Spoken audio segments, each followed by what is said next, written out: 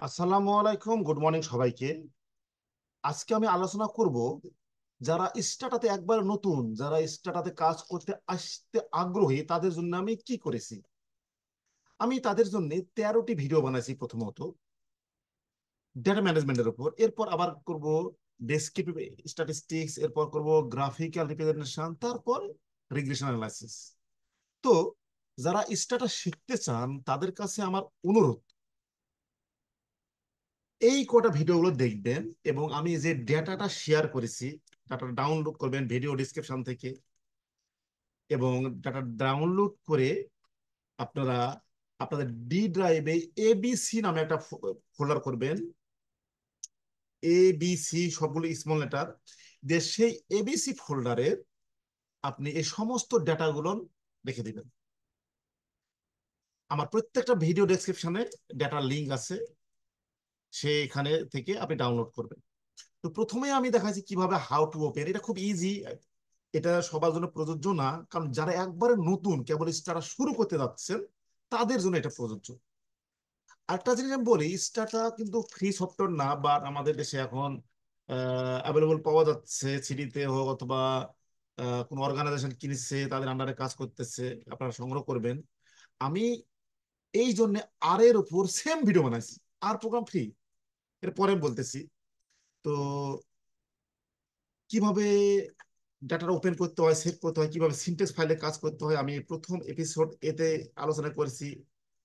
Episode 1 বিতে আলোচনা করেছি কিভাবে ডাটা এক্সেল থেকে ইম্পোর্ট করতে হয়। সাধারণত আমাদের ডাটাটা এক্সেলে থাকে, অনেক সময় সিএসবি তে থাকে। তবে এক্সেলে ডাটাটা অনেকে দেয় কারণ একটা শিটে থাকে ডাটা, আটা শিটে থাকে কোড বুক। সুতরাং এক্সেলের সুবিধা আছে।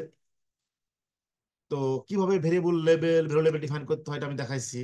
এরপরে কিভাবে ডাটা প্রাথমিকভাবে, এই সামারি কিন্তু অ্যানালাইসিসের সামারি না, এটাও ডেটা ম্যানেজমেন্টের পার্ট। অর্থাৎ ডাটাটা আমরা ইম্পোর্ট করার পরেই আমরা ডাটাটা সামারি করি, সেই সামারিটা আমি দেখাইছি এখানে।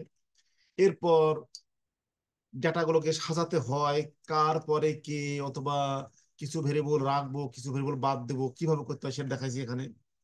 এরপর ডাটা মাস করতে হয়, কারণ আমরা আমাদের সাধারণত ডাটা 3-4টি ডাটা অত অনেকগুলো ডাটা সেট থাকে আমাদের। কখনো মাস করতে হয়, কখনো অ্যাপেন্ড করতে হয়। মাস কাকে বলে, অ্যাপেন্ড কাকে বলে, এই এপিসোডটা দেখলে আপনারা বুঝতে পারবেন। এরপর মিসিং ভ্যালু খুবই ইম্পর্টেন্ট একটা পার্ট। এই মিসিং ভ্যালু সঠিকভাবে হ্যান্ডেল করতে না পারলে আমাদের সঠিক ভ্যালুটা আমরা বুঝতে পারি না। বিশাল বড় একটা ভুল ডিসিশন চলে আসে। সুতরাং এটা আমাদের অনেক প্রয়োজন। এবং ডেটা ট্রান্সফরমেশন, এটা তো ডাটা ম্যানেজমেন্টের ইম্পর্টেন্ট পার্ট, কারণ আমরা র ডাটা নিয়ে কাজ করি না। যেমন ধরুন হাইট অ্যান্ড ওয়েট নিয়ে কখনো আমরা কাজ করি না। আমরা করি কি, হাইট এবং ওয়েটকে কম্বাইন করে আমরা একটা বিএমআই তৈরি করি, সে বিএমআই নিয়ে কাজ করি। তো ডাটা রিপ্লেসের ক্ষেত্রে এটা ইউজ করতে হয়, এবং এই লজিক্যাল অপারেটর দিয়ে এবং অ্যারিথমেটিক অপারেটর দিয়ে এগুলো কাজ করতে হয়। তবে এই জন্য মেইন দরকার সেটা হচ্ছে কি variable generate, composite variable, category variable from other variable. এই এপিসোডে আমি সেটা আলোচনা করেছি।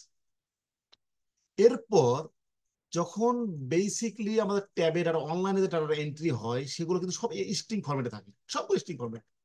বাট ডাটা যখন আমার স্টাটাতে আপলোড করব, ইনপুট করব, তখন এই যে ধরনের কোনটা হবে ডেট, কোনটা হবে নিউমেরিক, কখনো এনকোড করতে হয়, কখনো ডিকোড করতে হয়, কখনো স্প্লিট করতে হয়। কেননা অনেক সময় 5-6টা ভেরিয়েবল একটা ভেরিয়েবলের মধ্যে আমার ইনপুট করা থাকে, সুবিধার কারণে।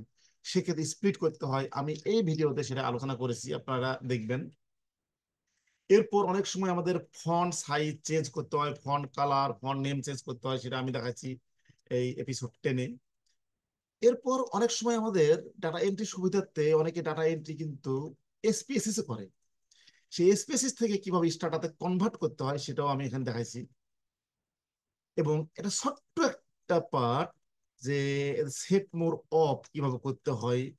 অনেক সময় এই ধরনের একটা সমস্যা আমাদের ফেস করি, কিন্তু কি করব বুঝতে পারি না, সেই জিনিসটা এখানে আমি আলোচনা করেছি। এবং আমাদের ভেরিয়েবল নাম চেঞ্জ করার প্রয়োজন হয়, কিভাবে ভেরিয়েবল নাম চেঞ্জ করব, সেই ডিসকাশনটা এই এপিসোডে আমি আলোচনা করেছি।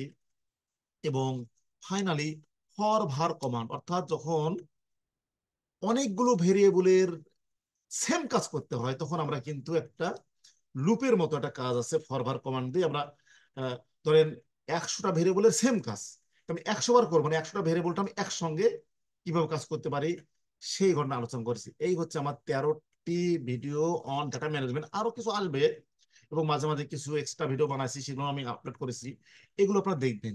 এই ভিডিওটা শেষ হওয়ার পর আমি করব descriptive statistics and graphical representation. তারপর করব আমি regression analysis, survival analysis, longitudinal analysis, এগুলো আমি দেখাবো।